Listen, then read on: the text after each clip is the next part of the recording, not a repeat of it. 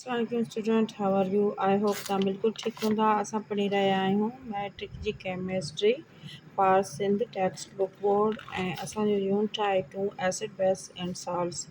हाणे असांजो टॉपिक आहे 2.12 Bronsted-Lowry theory of acid and bases. In 1923 there are two chemists, Bronsted and Lowry. ठीकु आहे।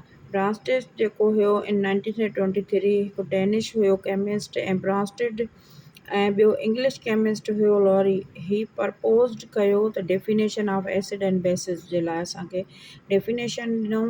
हुननि जे अकॉर्डिंग थ्योरी चवे थी any substance behave as an acid when it denote A proton.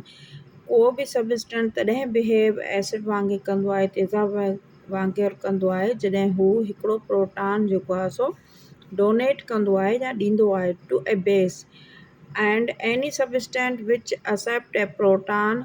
ऐं उहो सबस्टेंस माना बेस उहो हूंदो आहे जेको प्रोटॉन खे एक्सेप्ट करे। ठीकु आहे। एसिड डोनेट करे ऐं बेस जेको आहे सो एक्सेप्ट करे उन प्रोटॉन खे।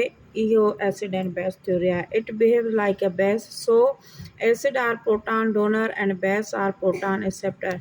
चए थो एसिड डोनर हूंदो आहे ऐं बेस छा हूंदो आहे, उनखे एक्सेप्ट कंदो आहे। They both react with water to produce the hydronium ion and OH ion. जॾहिं वरी इहे ॿई वाटर सां रिएक्ट कनि था त असांखे H3O प्लस एंड Cl या OH आयन असांखे ॾियनि था जॾहिं वाटर सां कनि था। ठीकु आहे। हाणे कंसिडर कयूं था, सपोज़ असांखे आहे dissolution of hydrogen chloride in water. जॾहिं हाइड्रोजन क्लोराइड वाटर में डिज़ोल्व थिए थी, in this reaction HCl donate its 1 proton to water. चए थो हिन में HCl जेका आहे सो हिकिड़ो प्रोटॉन वाटर खे ॾिए थी। Let's look at this. असां हिन खे लिखी करे हाणे डिज़ोल्यूशन ऑफ HCl जेको आहे शामिल थो थिए इन जो वाटर में थो थिए H2O। हाणे ही जेको हिकिड़ो आहे प्रोटॉन, ही HCl पंहिंजो डोनेट कंदी, हीअ बिहेव एज एसिड कंदी ऐं वाटर हिते बिहेव एज ए बेस कंदो। ठीकु आहे। हाणे हीअ एक्वस सॉल्यूशन में थो थिए। सपोज़ हे जॾहिं हिन ॾे वियो हिकिड़ो प्रोटॉन डोनेट कयो HCl, त हिते असांखे छा थियो H3O प्लस, ऐं बाक़ी हिते असांखे छा बचो क्लोरीन माइनस बची एक्वस सॉल्यूशन में। हाणे हीअ असां ॾिठोसीं त HCl छा आहे, ब्रांस्टेड एसिड आहे ऐं H2O ब्रांस्टेड बेस आहे। ऐं जॾहिं त ही जेको असांखे H3O मिलियो आहे इहो कॉन्जुगेटेड एस आहे।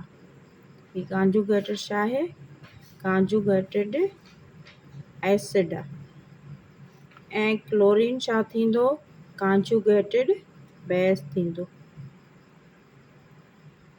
ठीकु आहे, कॉन्जुगेटेड बेस थींदो।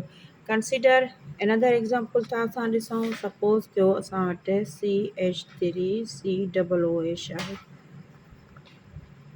Acetic acid plus H2O।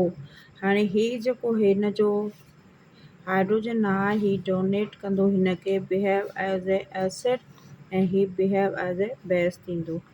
ठीकु आहे, इन एक्वस सॉल्यूशन। हाणे ही असांखे CH3 बाक़ी हिते छा बचियो CH3COO माइनस। हाणे ही छा थी वियो ऐं प्लस H3O प्लस। ठीकु आहे। हाणे ही असांखे थी वियो आहे कॉन्जुगेटेड